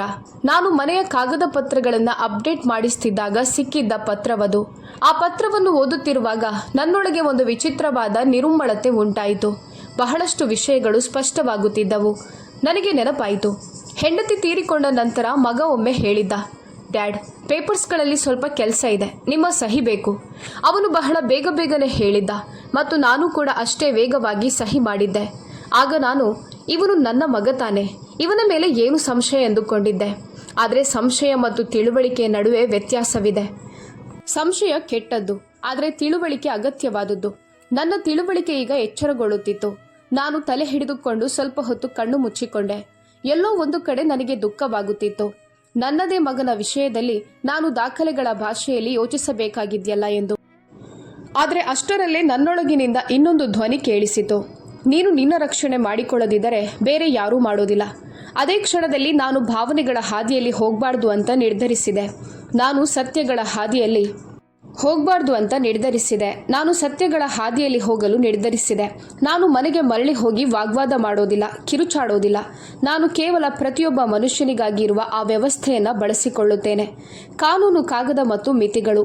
ಬೆಳಗಾದ ತಕ್ಷಣ ನಾನು ಮೊದಲು ನನ್ನ ಹೆಂಡತಿಯ ಆತ್ಮೀಯ ಗೆಳತಿಗೆ ಫೋನ್ ಮಾಡಿದೆ, ಕಮಲಾ ಆಂಟಿಯವರಿಗೆ. ಅವರು ವರ್ಷಗಳಿಂದ ಕುಟುಂಬದ ಭಾಗವಾಗಿದ್ದರು ಮತ್ತು ಕಾರಣವಿಲ್ಲದೆ ನಾನು ಯಾರನ್ನು ತೊಂದರೆಗೆ ಸಿಲುಕಿಸೋದಿಲ್ಲ ಎಂಬುದು ಅವರಿಗೆ ತಿಳಿದಿತ್ತು. ಫೋನ್ ಎತ್ತಿದ ತಕ್ಷಣ ಅವರು ಕೇಳಿದರು, ಮಗನೇ, ನಿನ್ನ ಧ್ವನಿ ಭಾರವಾದಂತೆ ಕೇಳಿಸ್ತಿದೆ, ಏನಾಯಿತು? ನಾನು ಅವರಿಗೆ ಪೂರ್ತಿ ವಿಷಯ ಹೇಳಲಿಲ್ಲ. ಕೇವಲ ಮನೆಯಲ್ಲಿ ಕೆಲವು ವಿಷಯಗಳು ಸರಿಯಾಗಿ ನಡೆಯುತ್ತಿಲ್ಲ, ಮಾತನಾಡೋದಕ್ಕೆ ನಿಮ್ಮ ಸಹಾಯ ಬೇಕು ಅಂದೆ ಅಷ್ಟೇ. ಅವರು ತಕ್ಷಣವೇ ನೀನು ನನ್ನ ಮನೆಗೆ ಬಾ, ಉಪಹಾರ ಇಲ್ಲೇ ಮಾಡು ಎಂದರು. ನಾನು ಅವರ ಮನೆಗೆ ಹೋದೆ. ಅವರ ಮನೆ ಸಣ್ಣದಾಗಿತ್ತು, ಆದರೆ ಅದರಲ್ಲಿ ಅನ್ಯೋನ್ಯತೆ ಇತ್ತು. ಅವರು ನನ್ನ ಮುಂದೆ ಬಿಸಿ ಚಹಾವನ್ನು ಇಟ್ಟರು ಮತ್ತು ಯಾವುದೇ ಪ್ರಶ್ನೆಗಳನ್ನು ಕೇಳದೆ ನನ್ನ ಮುಖವನ್ನು ಓದತೊಡಗಿದರು. ಕೆಲವು ಜನರು ಕೇಳೋದಿಲ್ಲ, ಅರ್ಥ ಮಾಡಿಕೊಳ್ಳುತ್ತಾರೆ. ನಾನು ನಿಧಾನವಾಗಿ ಅವರಿಗೆ ನೆನ್ನೆ ಏನಾಯಿತು ಎಂಬುದನ್ನು ವಿವರಿಸಿದೆ. ನಾನು ಪದಗಳನ್ನು ಸ್ಪಷ್ಟವಾಗಿ ಇರಿಸಿದ್ದೆ, ಯಾಕಂದರೆ ನನ್ನ ನೋವು ಒಂದು ಕಥೆಯಾಗೋದು ನನಗೆ ಇಷ್ಟವಿರಲಿಲ್ಲ. ಆದರೆ ಮಗ ಕಣ್ಣುಗಳನ್ನು ಕೆಳಕ್ಕೆ ಹಾಕಿಕೊಂಡ ವಿಷಯ ಹೇಳಿದಾಗ ಕಮಲಾ ಆಂಟಿಯವರ ಕಣ್ಣುಗಳು ಕೂಡ ತುಂಬಿ ಬಂದವು. ಅವರು ನನ್ನ ಕೈ ಮೇಲೆ ಕೈ ಇಟ್ಟು ಹೇಳಿದರು, ಮಗನೇ, ಇದು ಕೇವಲ ಅವಮಾನವಲ್ಲ, ಇದೊಂದು ಎಚ್ಚರಿಕೆ. ಇನ್ನು ಮುಂದೆ ನಿನ್ನನ್ನು ನೀನೇ ಸಾಕಿ ಸಲಹಬೇಕಾಗುತ್ತದೆ. ಅವರ ಮಾತುಗಳು ನನ್ನ ಅಂತರಾಳಕ್ಕೆ ಇಳಿದವು. ನಂತರ ಅವರು ನನಗೆ ಅತ್ಯಂತ ಅಗತ್ಯವಾದ ಇನ್ನೊಂದು ವಿಷಯವನ್ನು ಕೇಳಿದರು. ನಿನ್ನ ಮನೆಯ ಕಾಗದ ಪತ್ರಗಳು ಎಲ್ಲಿವೆ? ಅವು ಯಾರ ಹೆಸರಿನಲ್ಲಿವೆ? ನೀನೇನಾದರೂ ವರ್ಗಾವಣೆ ಮಾಡಿಕೊಟ್ಟಿದ್ಯಾ? ನಾನು ಮೌನವಾದೆ. ಇದೇ ಪ್ರಶ್ನೆಯನ್ನು ನಾನು ಕೂಡ ನನ್ನನ್ನೇ ಕೇಳಿಕೊಳ್ಳುತ್ತಿದ್ದೆ. ನಾನು ಹೇಳಿದೆ, ನನಗೆ ಸರಿಯಾಗಿ ನೆನಪಿಲ್ಲ, ಆದರೆ ಅವನು ಕೆಲವು ಸಹಿಗಳನ್ನು ಮಾಡಿಸಿಕೊಂಡಿದ್ದ. ಕಮಲಾ ಆಂಟಿ ತಲೆ ಅಲ್ಲಾಡಿಸಿದರು. ಅವರಿಗೆ ಇದರ ಅಂದಾಜು ಮೊದಲೇ ಇದ್ದಂತಿತ್ತು. ಅವರು ಹೇಳಿದರು, ಹಿಂದೆ ಯಾರಾದರೂ ಒಳ್ಳೆಯ ವಕೀಲರನ್ನು ಭೇಟಿ ಮಾಡು. ಹಿರಿಯ ನಾಗರಿಕರ ಕೇಸ್ಗಳನ್ನು ಅರ್ಥ ಮಾಡಿಕೊಳ್ಳುವವರನ್ನು ಕಾಣು. ಸತ್ಯ ನಿನ್ನ ಕೈಗೆ ಸಿಕ್ಕ ನಂತರವೇ ಮಗ ಮತ್ತು ಸೊಸೆಯ ಜೊತೆ ಮಾತನಾಡು. ಗೌರವ ಎಂಬುದು ಕೇವಲ ಮನೆಯ ಒಳಗಷ್ಟೇ ಇರೋದಿಲ್ಲ, ಅದು ಹೊರಗೂ ನಿರ್ಮಾಣವಾಗುತ್ತದೆ. ಮತ್ತು ತನ್ನ ಗೌರವವನ್ನು ಕಾಪಾಡಿಕೊಳ್ಳಲು ಕೆಲವು ಬಾರಿ ಮನೆಯಿಂದ ಹೊರಬರಲೇಬೇಕು ಅಂತ ಅಂದು ನನಗೆ ಮೊದಲ ಬಾರಿಗೆ ಅನಿಸಿತು. ನಾನು ಕಮಲಾ ಆಂಟಿಯವರ ಮನೆಯಿಂದ ನೇರವಾಗಿ ಒಬ್ಬ ಹಳೆಯ ಪರಿಚಯಸ್ಥನ ಬಳಿಗೆ ಹೋದೆ, ರಾಜು ಅಂತ. ಅವನು ನನ್ನ ಜೊತೆ ಫ್ಯಾಕ್ಟರಿಯಲ್ಲಿ ಕೆಲಸ ಮಾಡ್ತಿದ್ದ. ಈಗ ನಿವೃತ್ತನಾಗಿದ್ದವನು. ಆಗಾಗ್ಗೆ ದಾಖಲೆಗಳು ಮತ್ತು ಸರ್ಕಾರಿ ಕೆಲಸಗಳಲ್ಲಿ ಜನರಿಗೆ ಸಹಾಯ ಮಾಡ್ತಿದ್ದ. ನಾನು ಅವನಿಗೆ ಹೇಳಿದೆ, ರಾಜು, ನನಗೆ ನನ್ನ ಮನೆಯ ಕಾಗದ ಪತ್ರಗಳ ಪ್ರತಿಗಳು ಬೇಕು ಮತ್ತು ನನ್ನ ಪರಿಸ್ಥಿತಿ ಏನಿದೆ ಎಂಬುದನ್ನು ನಾನು ಅರ್ಥ ಮಾಡಿಕೊಳ್ಬೇಕು. ಅವನು ನನ್ನನ್ನು ಗಮನವಿಟ್ಟು ನೋಡಿ ಹೇಳಿದ, ಅಣ್ಣ, ತಡ ಮಾಡಬೇಡಿ. ಕಾಗದಗಳ ಪ್ರಪಂಚದಲ್ಲಿ ತಡ ಮಾಡೋದಂದರೆ ನಷ್ಟ ಎಂದೇ ಅರ್ಥ. ಅವನು ನನ್ನನ್ನು ಕೌಂಟಿ ಆಫೀಸ್ನಂತಹ ಒಂದು ಸರ್ಕಾರಿ ಕಚೇರಿಯ ಹತ್ತಿರ ಕರೆದುಕೊಂಡು ಹೋದ. ಅಲ್ಲಿ ದಾಖಲೆಗಳ ಮೂಲಕ ಬಹಳಷ್ಟು ವಿಷಯಗಳನ್ನು ಪತ್ತೆ ಹಚ್ಚಬಹುದಾಗಿತ್ತು. ಅಲ್ಲಿ ಉದ್ದನೆಯ ಸಾಲುಗಳಿದ್ದವು. ಜನ ಕೂಗಾಡುತ್ತಿದ್ದರು, ನೌಕರರು ಸುಸ್ತಾಗಿದ್ದರು. ಆದರೆ ಇದೇ ಗದ್ದಲದ ನಡುವೆ ಸತ್ಯ ಅಡಗಿರುತ್ತದೆ ಎಂಬುದು ನನಗೆ ತಿಳಿದಿತ್ತು. ನಾವು ಫಾರ್ಮ್ಗಳನ್ನು ತುಂಬುತ್ತಿದ್ದೆವು, ಶುಲ್ಕ ಪಾವತಿಸುತ್ತಿದ್ದೆವು ಮತ್ತು ಪ್ರತಿ ಹಂತದಲ್ಲೂ ನಾನು ಭಾವುಕನಾಗದಂತೆ ನನ್ನನ್ನು ನಾನೇ ತಡೆದುಕೊಳ್ಳುತ್ತಿದ್ದೆ. ಇಂದು ನೀನು ತಂದೆಯಲ್ಲ, ಇಂದು ನೀನು ತನ್ನ ಹಕ್ಕನ್ನು ಅರಿತುಕೊಳ್ಳುತ್ತಿರುವ ಒಬ್ಬ ನಾಗರಿಕ ಅಂತ ನನಗೆ ನಾನೇ ಹೇಳಿಕೊಳ್ಳುತ್ತಿದ್ದೆ. ಮಧ್ಯಾಹ್ನದ ಹೊತ್ತಿಗೆ ಕೆಲವು ದಾಖಲೆಗಳ ಪ್ರತಿಗಳಿಗಾಗಿ ವಿನಂತಿ ಸಲ್ಲಿಸಲಾಗಿತ್ತು. ಕೆಲವು ಅಂದೇ ಸಿಕ್ಕವು. ಇನ್ನು ಕೆಲವಕ್ಕೆ 48 ಗಂಟೆಗಳ ಕಾಲಾವಕಾಶ ಬೇಕಿತ್ತು. ರಾಜು ಹೇಳಿದ, ಕಾಗದಗಳು ಕೈಗೆ ಬರುವವರೆಗೂ ಮನೆಗೆ ವಾಪಸ್ ಹೋಗಬೇಡಿ.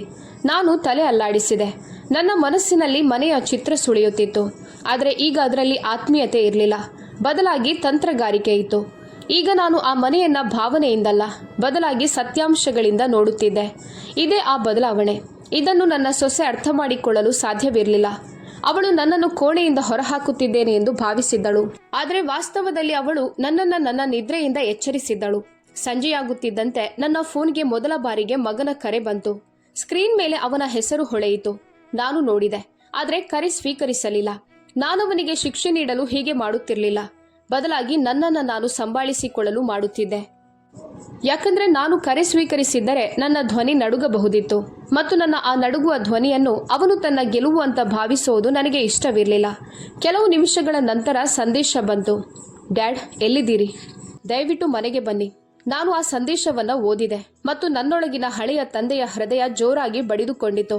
ಆದರೆ ಅದರ ಜೊತೆಗೆ ಎಚ್ಚರಗೊಂಡಿದ್ದ ಮನುಷ್ಯ ಹೇಳಿದ, ಮನೆ? ಯಾವ ಮನೆ? ನನ್ನನ್ನು ಹೊರಹಾಕಲಾದ ಆ ಮನೆಯೇ. ನಾನು ಮನಸ್ಸು ಮಾಡಿದ್ದರೆ ಅದೇ ಕ್ಷಣದಲ್ಲಿ ಬರೆಯಬಹುದಿತ್ತು. ನಿನ್ನ ಹೆಂಡತಿ ನನಗೆ ಏನು ಹೇಳಿದ್ಲು, ನಿನಗೆ ಗೊತ್ತಿದ್ಯಾ ಎಂದು. ಆದರೆ ಇಲ್ಲ, ನಾನೀಗ ಕೇವಲ ಪ್ರತಿಕ್ರಿಯೆ ನೀಡಲು ಇಷ್ಟಪಡುತ್ತಿರಲಿಲ್ಲ. ನಾನು ಉತ್ತರ ನೀಡಲು ಬಯಸಿದ್ದೆ. ಕೇವಲ ಪ್ರತಿಕ್ರಿಯಿಸುವುದು ದೌರ್ಬಲ್ಯ, ಆದರೆ ಉತ್ತರ ನೀಡುವುದು ಶಕ್ತಿ. ನಾನು ಕೋಣೆಗೆ ಮರಳಿದೆ. ಕಿಟಕಿಯ ಹತ್ತಿರ ನಿಂತು ಹೊರಗೆ ನೋಡಿದೆ. ನಗರದ ಬೆಳಕು ಅಲ್ಲೇ ಇತ್ತು, ಆದರೆ ನನ್ನೊಳಗೆ ಏನೋ ಬದಲಾಗಿತ್ತು. ನಾನು ನನ್ನ ಹೆಂಡತಿಯ ಫೋಟೋದ ಒಂದು ಸಣ್ಣ ಪ್ರತಿಯನ್ನು ನನ್ನ ಪರ್ಸಿನಲ್ಲಿ ಇಟ್ಟುಕೊಂಡಿದ್ದೆ. ಅದನ್ನು ಹೊರತೆಗೆದು ನೋಡುತ್ತಾ ಮೆಲ್ಲಗೆ ಹೇಳಿದೆ, ನೋಡು, ನಿನ್ನ ಗಂಡ ಇನ್ನು ಸುಮ್ಮನಿರೋದಿಲ್ಲ, ಆದರೆ ಅವನು ಗದ್ದಲವನ್ನು ಮಾಡೋದಿಲ್ಲ. ಅವನು ತನ್ನ ಗೌರವವನ್ನು ಮರಳಿ ಪಡೆಯುತ್ತಾನೆ. ಅದೇ ರಾತ್ರಿ ನಾನು ಒಂದು ನೋಟ್ಬುಕ್ ತೆಗೆದೆ ಮತ್ತು ನನ್ನ ಜೀವನದಲ್ಲಿ ಮೊದಲ ಬಾರಿಗೆ ಕೆಲವು ವಿಷಯಗಳನ್ನು ಬರೆದಿದ್ದೆ.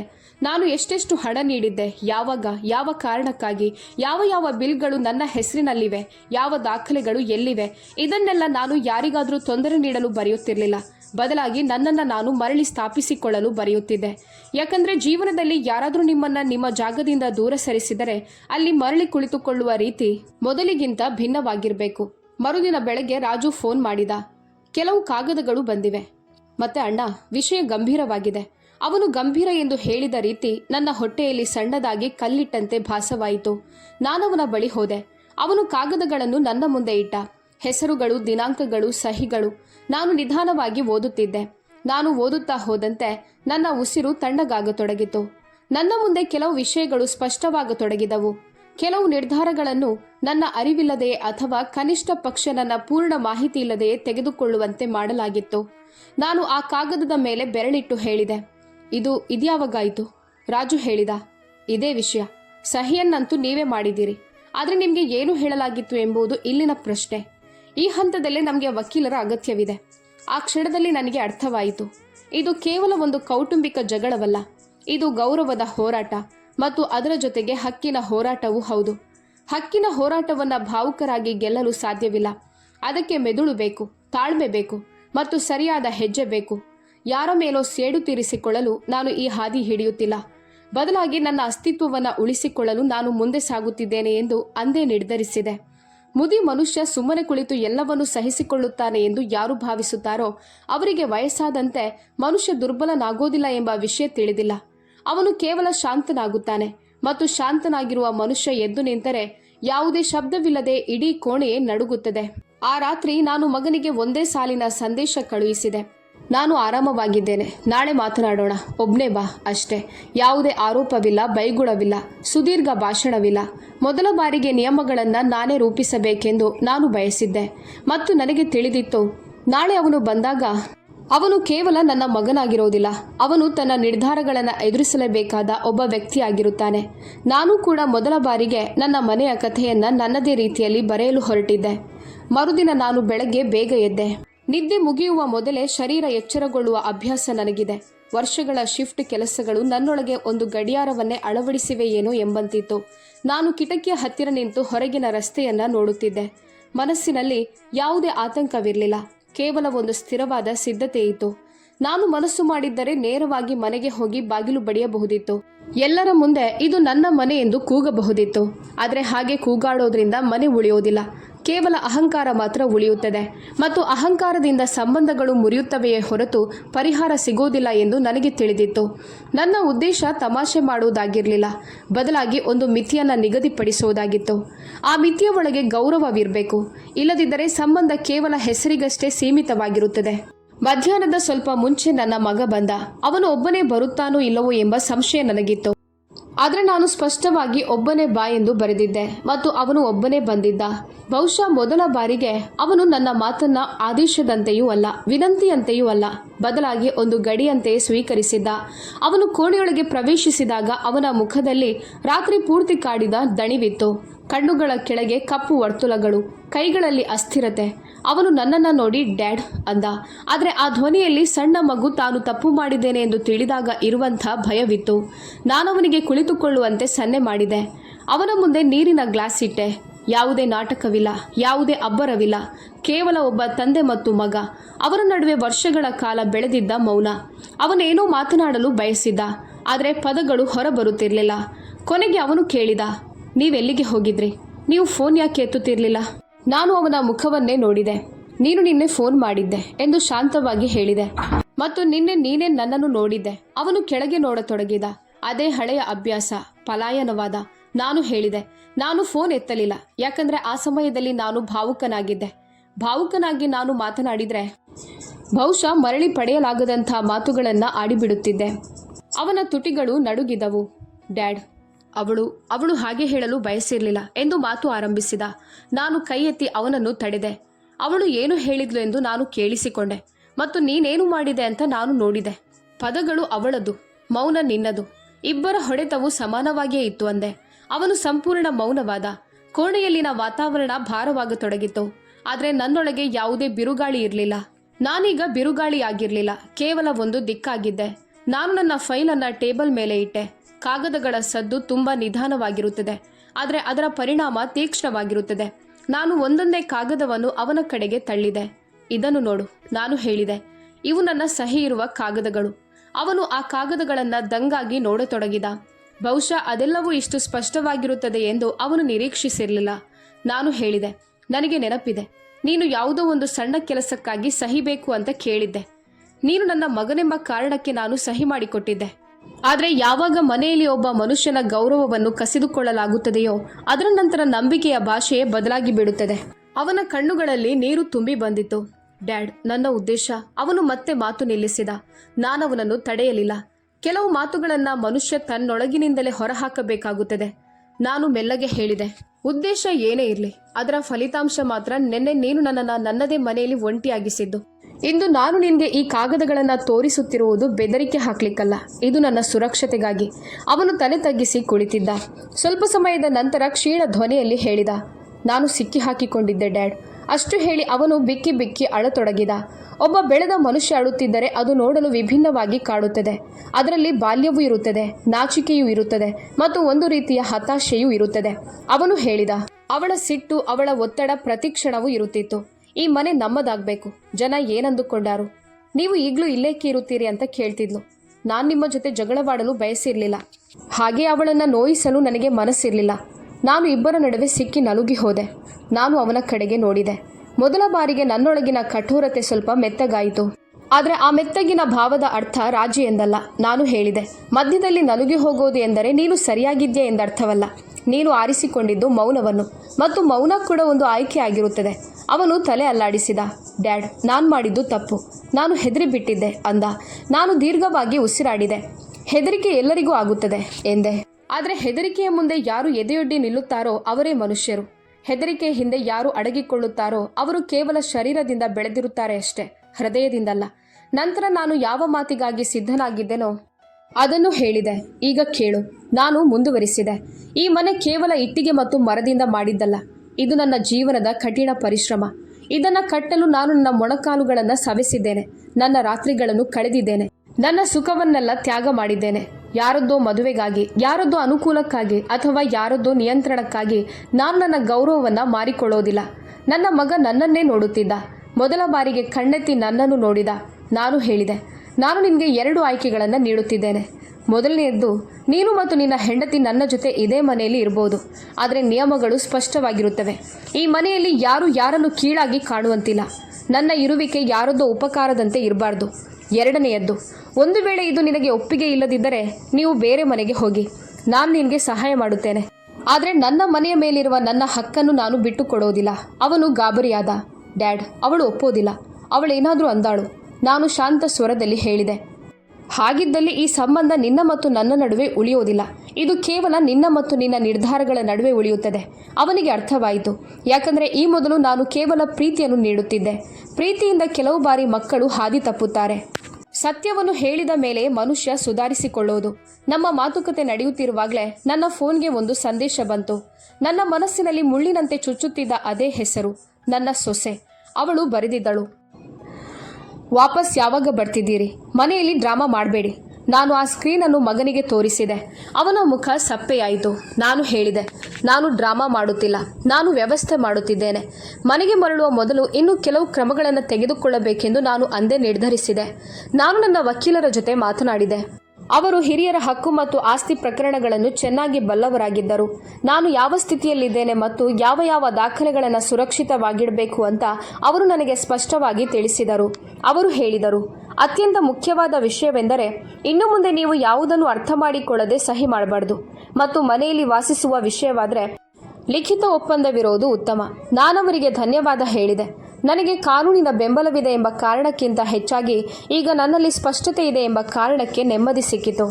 ಇನ್ನು ಯಾರೂ ನನ್ನನ್ನು ಭಾವನೆಗಳಲ್ಲಿ ಸಿಲುಕಿಸಿ ನನ್ನ ಹಕ್ಕನ್ನು ಕಿತ್ತುಕೊಳ್ಳಲು ಸಾಧ್ಯವಿಲ್ಲ. ಸಂಜೆ ನನ್ನ ಮಗ ಮನೆಗೆ ಹೋದ. ಡ್ಯಾಡ್, ನಾನು ಮಾತನಾಡುತ್ತೇನೆ ಅಂದ. ನಾನು ತಲೆ ಅಲ್ಲಾಡಿಸಿದೆ. ಮಾತಲ್ಲ, ನಾನು ಹೇಳಿದೆ, ನಿರ್ಧಾರ. ಅವನು ಮೌನವಾದ. ನಂತರ ಹೇಳಿದ, ಹೌದು, ನಿರ್ಧಾರ. ಆ ರಾತ್ರಿ ನಾನು ಮೊದಲ ಬಾರಿಗೆ ನನ್ನ ಹೆಂಡತಿಯ ಫೋಟೋವನ್ನು ಎದುರಿಟ್ಟುಕೊಂಡು ಬಹಳ ಹೊತ್ತು ನೋಡಿದೆ. ನಾನು ಮೆಲ್ಲಗೆ ಹೇಳಿದೆ, ನಾನೆಲ್ಲವನ್ನೂ ನಿಭಾಯಿಸಿದೆ, ಈಗಲೂ ನಿಭಾಯಿಸುತ್ತೇನೆ, ಆದರೆ ಈಗ ನನ್ನ ಗೌರವದೊಂದಿಗೆ. ಆಗ ನನಗೆ ನೆನಪಾಯಿತು, ಹೆಂಡತಿ ಆಗಾಗ ಹೇಳುತ್ತಿದ್ದಳು, ನೀನು ಎಲ್ಲಿ ವಾಸಿಸ್ತೀಯೋ ಅದು ಮನೆಯಲ್ಲ, ನಿನಗೆ ಎಲ್ಲಿ ಸ್ಥಾನ ಸಿಗುತ್ತದೆಯೋ ಅದು ಮನೆ. ಸ್ಥಾನವನ್ನು ಯಾರೂ ಕೇಳಿ ಪಡಿಬಾರ್ದು, ಸ್ಥಾನವನ್ನು ನಾವೇ ನಿರ್ಧರಿಸಬೇಕು ಅಂತ ಅಂದು ನನಗೆ ಅರ್ಥವಾಯಿತು. ಮರುದಿನ ಬೆಳಗ್ಗೆ ನಾನು ಮನೆಗೆ ಮರಳಿದೆ. ನಾನು ಒಬ್ಬನೇ ಇರಲಿಲ್ಲ, ನನ್ನ ಜೊತೆ ನನ್ನ ಸಿದ್ಧತೆಯೂ ಇತ್ತು. ನಾನು ನೇರವಾಗಿ ಬಾಗಿಲ ಹತ್ತಿರ ಹೋದೆ. ಕೀಲಿ ತೆಗೆದೆ. ಅದೇ ಹಳೆಯ ಕೀಲಿ. ಬಾಗಿಲು ತೆರೆಯಿತು. ಒಳಗೆ ಅದೇ ಹಾಲ್, ಅದೇ ಸೋಫಾ, ಅದೇ ಪರದೆಗಳು, ಅದೇ ಚಿತ್ರಗಳು. ಆದರೆ ಇಂದು ಮನೆ ವಿಭಿನ್ನವಾಗಿ ಕಾಣುತ್ತಿತ್ತು. ಯಾಕಂದರೆ ಇಂದು ನಾನು ಒಳಗೆ ಕ್ಷಮೆ ಕೇಳಲು ಬಂದಿರಲಿಲ್ಲ. ಇಂದು ನಾನು ಮಿತಿಗಳನ್ನು ನಿಗದಿಪಡಿಸಲು ಬಂದಿದ್ದೆ. ನನ್ನ ಸೊಸೆ ಅಡುಗೆ ಮನೆಯ ಬಳಿ ನಿಂತಿದ್ದಳು. ಅವಳು ನನ್ನನ್ನು ನೋಡಿದ ತಕ್ಷಣ ತನ್ನ ಮುಖದ ಮೇಲೆ ಅದೇ ತಣ್ಣನೆಯ ಮುಗುಳ್ನಗೆಯನ್ನು ತಂದುಕೊಂಡಳು. ಅದು ಜನರ ಮುಂದೆ ಒಂದು ರೀತಿ ಮತ್ತು ಮನೆಯಲ್ಲಿ ಇನ್ನೊಂದು ರೀತಿಯಲ್ಲಿರುತ್ತದೆ.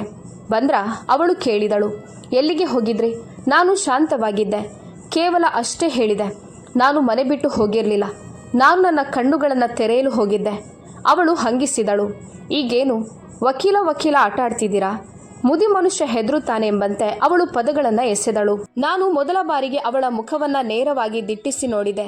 ಇಲ್ಲ, ನಾನು ಹೇಳಿದೆ, ಈಗ ನಾನು ಈ ಮನೆಯಲ್ಲಿ ಗೌರವದ ಆಟವಾಡುತ್ತೇನೆ ಮತ್ತು ಈ ಆಟ ನನ್ನ ನಿಯಮಗಳ ಮೇಲೆ ನಡೆಯುತ್ತದೆ. ನನ್ನ ಧ್ವನಿ ಏರಿರಲಿಲ್ಲ, ಆದರೆ ಅದರಲ್ಲಿನ ಗಾಂಭೀರ್ಯ ಇಡೀ ಕೋಣೆಯಲ್ಲಿ ಆವರಿಸಿತು. ನನ್ನ ಮಗ ನಮ್ಮಿಬ್ಬರ ನಡುವೆ ಬಂದು ನಿಂತುಕೊಂಡ. ಮೊದಲ ಬಾರಿಗೆ ಅವನು ತನ್ನ ಬೆನ್ನನ್ನು ನೇರಗೊಳಿಸಿದ.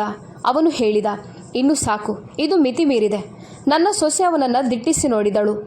ನೀವು ಯಾರ ಪರ ವಹಿಸ್ತಿದ್ದೀರಾ? ಅವಳು ಕೇಳಿದಳು. ಅವನು ಹೇಳಿದ, ನಾನು ಸತ್ಯದ ಪರ ವಹಿಸುತ್ತಿದ್ದೇನೆ. ಆ ಒಂದು ಸಾಲಿನಲ್ಲಿ ನನಗೆ ನನ್ನ ಮಗನ ಆ ಭಾಗ ಕಂಡಿತು. ಅದನ್ನು ನಾನು ವರ್ಷಗಳ ಹಿಂದೆ ಬೆಳೆಸಿದ್ದೆ.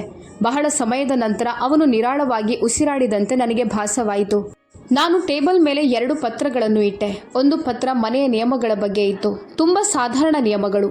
ಯಾವುದೇ ಅವಮಾನವಿರಬಾರ್ದು. ಯಾರು ಯಾರನ್ನು ಹೆಸರು ಹಿಡಿದು ಕೀಳಾಗಿ ಕಾಣುವಂತಿಲ್ಲ. ಮನೆಯಲ್ಲಿ ಪ್ರತಿಯೊಬ್ಬರಿಗೂ ಅವರದ್ದೇ ಆದ ಜಾಗವಿರಬೇಕು ಮತ್ತು ನನ್ನ ವಿಷಯಗಳಲ್ಲಿ ನನ್ನ ಒಪ್ಪಿಗೆ ಇರಬೇಕು. 2ನೇ ಪತ್ರವು ಅವರು ಬೇರೆಯಾಗಿ ವಾಸಿಸುವ ಆಯ್ಕೆಯ ಬಗ್ಗೆ ಇತ್ತು. ಅವರು ಬಯಸಿದರೆ 2 ತಿಂಗಳಲ್ಲಿ ಮನೆ ಬದಲಿಸಬಹುದು ಮತ್ತು ಅವರ ಆರಂಭದ ದಿನಗಳಲ್ಲಿ ನಾನು ಸಹಾಯವನ್ನು ಮಾಡುತ್ತೇನೆ. ಆದರೆ ಮನೆ ಮಾತ್ರ ನನ್ನ ನಿಯಂತ್ರಣದಲ್ಲೇ ಇರುತ್ತದೆ. ನಾನು ಹೇಳಿದೆ, ನಿಮ್ಮಿಬ್ಬರಿಗೂ ಯಾವ ದಾರಿ ಬೇಕೋ ಅದನ್ನು ಆರಿಸಿಕೊಳ್ಳಿ. ನಾನಿಲ್ಲಿ ಜಗಳವಾಡಲು ಬಂದಿಲ್ಲ, ನಾನು ಬದುಕಲು ಬಂದಿದ್ದೇನೆ. ನನ್ನ ಸೊಸೆ ಆ ಕಾಗದಗಳನ್ನು ನೋಡಿದಳು. ನಂತರ ನನ್ನನ್ನು ಮತ್ತು ಮಗನನ್ನು ನೋಡಿದಳು. ಅವಳ ಕಣ್ಣುಗಳಲ್ಲಿ ಮೊದಲ ಬಾರಿಗೆ ಭಯದ ಸಣ್ಣ ನೆರಳು ಕಂಡಿತು. ಯಾಕಂದ್ರೆ ಈ ಮುದಿ ಮನುಷ್ಯ ಇನ್ನು ಮುಂದೆ ಕೇವಲ ಭಾವನೆಗಳಿಂದ ನಡೆಯುವುದಿಲ್ಲ ಎಂಬುದು ಅವಳಿಗೆ ಅರ್ಥವಾಯಿತು. ಅವಳು ಸಿಟ್ಟಿನಿಂದ ಹೇಳಿದಳು, ಈ ಮನೆ ನನಗೂ ಸೇರಿದ್ದು. ತಕ್ಷಣವೇ ನನ್ನ ಮಗ ಹೇಳಿದ, ಇಲ್ಲ, ಈ ಮನೆ ಡ್ಯಾಡ್ಗೆ ಸೇರಿದ್ದು. ನಾವಿಲ್ಲಿ ಜೊತೆಯಾಗಿರ್ಬೇಕಂದ್ರೆ ಗೌರವದಿಂದ ಇರಬೇಕು, ಇಲ್ಲದಿದ್ರೆ ನಾವು ಬೇರೆಯಾಗೋಣ. ಅವನ ಧ್ವನಿಯಲ್ಲಿ ದೃಢತೆ ಇತ್ತು. ನನ್ನ ಸೊಸೆ ಕೆಲವು ಕ್ಷಣಗಳ ಕಾಲ ಮೌನವಾಗಿದ್ದಳು. ನಂತರ ಅವಳು ತನ್ನ ಮುಖವನ್ನ ಬೇರೆಡೆಗೆ ತಿರುಗಿಸಿದಳು.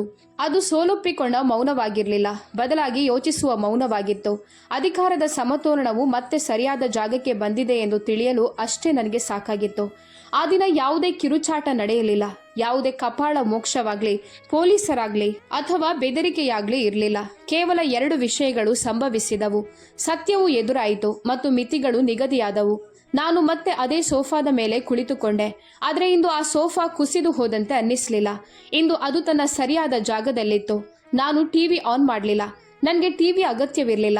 ನನಗೆ ನನ್ನೊಳಗಿನ ಧ್ವನಿ ಕೇಳಿಸ್ತಿತ್ತು ಮತ್ತು ಆ ಧ್ವನಿ ಹೇಳುತ್ತಿತ್ತು, ನೀನು ದುರ್ಬಲನಾಗಿರ್ಲಿಲ್ಲ, ನೀನು ಕೇವಲ ಶಾಂತವಾಗಿದ್ದೆ. ಈಗ ನಿನ್ನ ಆ ಶಾಂತತೆಯೇ ನಿನ್ನ ಗುರಾಣಿಯಾಗಿದೆ. ಕೆಲವು ದಿನಗಳ ನಂತರ ಅವರು ತಮ್ಮ ನಿರ್ಧಾರವನ್ನು ತಿಳಿಸಿದರು. ಅವರು ಬೇರೆಯಾಗಿ ವಾಸಿಸಲು ಹೊರಟರು. ನಾನವರನ್ನ ತಡೆಯಲಿಲ್ಲ. ನಾನು ಕೇವಲ ಇಷ್ಟನ್ನೇ ಹೇಳಿದೆ, ನೀವು ಎಲ್ಲೇ ಇರಿ, ನಿಮ್ಮ ಸಂಬಂಧದಲ್ಲಿ ಗೌರವಕ್ಕೆ ಮೊದಲ ಸ್ಥಾನ ನೀಡಿ. ಯಾಕಂದ್ರೆ ಗೌರವವಿಲ್ಲದ ಕುಟುಂಬವು ಕೇವಲ ಒಂದು ಚಾವಣಿಯಷ್ಟೇ ಹೊರತು ಅದು ಮನೆಯಾಗೋದಿಲ್ಲ. ನನ್ನ ಮಗ ಹೊರಡುವಾಗ ನನ್ನ ಬಳಿ ಬಂದ. ಅವನು ನನ್ನ ಕೈಗಳನ್ನ ಹಿಡಿದು ಮೊದಲ ಬಾರಿಗೆ ಮನಬಿಚ್ಚಿ ಮಾತನಾಡಿದ. ಡ್ಯಾಡ್, ನನ್ನನ್ನು ಕ್ಷಮಿಸಿ. ನಾನು ಅವನನ್ನ ನೋಡಿ ಹೇಳಿದೆ. ಕ್ಷಮೆಯ ನಂತರ ಬದಲಾವಣೆ ಬಂದಾಗ ಮಾತ್ರ ಆ ಕ್ಷಮೆಗೆ ಅರ್ಥವಿರುತ್ತದೆ. ಅವನು ತಲೆ ಅಲ್ಲಾಡಿಸಿದ. ಅವನ ಕಣ್ಣುಗಳಲ್ಲಿ ಈಗ ಭಯ ಕಡಿಮೆ ಇತ್ತು, ಜವಾಬ್ದಾರಿ ಹೆಚ್ಚಿತ್ತು. ಮತ್ತು ನಾನು ಅದೇ ಮನೆಯಲ್ಲಿ, ಅದೇ ಕೋಣೆಯಲ್ಲಿ, ಅದೇ ಚಿತ್ರದ ಕೆಳಗೆ ನೆಲೆಸಿದೆ. ವ್ಯತ್ಯಾಸವಿಷ್ಟೇ, ಈಗ ನಾನು ನನ್ನನ್ನು ಚಿಕ್ಕವನನ್ನಾಗಿ ಮಾಡಿಕೊಂಡು ಶಾಂತಿಯನ್ನು ಖರೀದಿಸೋದಿಲ್ಲ. ಈಗ ನಾನು ನನ್ನ ಗೌರವದೊಂದಿಗೆ ಶಾಂತಿಯನ್ನು ನಿರ್ಮಿಸಿಕೊಳ್ಳುತ್ತೇನೆ. ಸಂಬಂಧಗಳಲ್ಲಿ ಅತ್ಯಂತ ಅಪಾಯಕಾರಿ ವಿಷಯ ಸಿಟ್ಟಲ್ಲ ಎಂದು ನನಗೆ ಅರ್ಥವಾಗಿತ್ತು. ಅತ್ಯಂತ ಅಪಾಯಕಾರಿ ವಿಷಯವೆಂದರೆ ಮೌನ. ಯಾವಾಗ ಅದು ತಪ್ಪುಗಳ ಪರವಾಗಿ ನಿಲ್ಲುತ್ತದೆಯೋ ಆಗ. ಮತ್ತು ಅತ್ಯಂತ ಶಕ್ತಿಶಾಲಿ ವಿಷಯವೆಂದರೆ ಶಾಂತ ಧ್ವನಿ. ಯಾವಾಗ ಅದು ಸತ್ಯವನ್ನು ನುಡಿಯುತ್ತದೆಯೋ ಆಗ. ನಿಮ್ಮ ಜೀವನದಲ್ಲೂ ಎಂದಾದರೂ ಇಂತಹ ಕ್ಷಣಗಳು ಬಂದಿವೆಯೇ? ನಿಮ್ಮದೇ ಮನೆಯಲ್ಲಿ ನೀವು ಪರಕೀಯರಂತೆ ಅನುಭವಿಸಿದ್ದೀರಾ? ನೀವು ಎಲ್ಲರಿಗಾಗಿ ಎಲ್ಲವನ್ನೂ ಮಾಡಿ ಪ್ರತಿಯಾಗಿ ಕೇವಲ ಕಡೆಗಣೆಯನ್ನು ಅನುಭವಿಸಿದ್ದೀರಾ? ಹಾಗಿದ್ರೆ ಈ ಕತೆ ಕೇವಲ ನನ್ನದಲ್ಲ, ಇದು ಅನೇಕರ ಕತೆ. ನಿಮ್ಮ ಜೊತೆ ಹೀಗೆ ಯಾವಾಗಾಯಿತು ಮತ್ತು ನೀವು ಅದರಿಂದ ಏನು ಕಲಿತಿದ್ದೀರಿ ಎಂಬುದನ್ನು ಕೆಳಗಿನ ಕಾಮೆಂಟ್ನಲ್ಲಿ ಬರೆಯಿರಿ. ಮತ್ತು ಇದೇ ರೀತಿಯ ಹೃದಯ ಸ್ಪರ್ಶಿ ಹಾಗೂ ಸತ್ಯ ಕಥೆಗಳನ್ನು ಪ್ರತಿದಿನ ನಿಮಗಾಗಿ ತರಬೇಕು ಅಂತ ನೀವು ಬಯಸಿದರೆ ಈಗಲೇ ನಮ್ಮ ಚಾನಲನ್ನು ಸಬ್ಸ್ಕ್ರೈಬ್ ಮಾಡಿ, ವಿಡಿಯೋವನ್ನು ಲೈಕ್ ಮಾಡಿ ಮತ್ತು ಇಂದು ಯಾರಿಗೆ ತಮ್ಮ ಗೌರವದ ನೆನಪು ಮಾಡಿಕೊಳ್ಳುವ ಅಗತ್ಯವಿದೆಯೋ ಅವರಿಗೆ ಇದನ್ನು ಶೇರ್ ಮಾಡಿ. ಕಥೆಯನ್ನು ಪೂರ್ತಿಯಾಗಿ ಕೇಳಿದ್ದಕ್ಕಾಗಿ ಧನ್ಯವಾದಗಳು.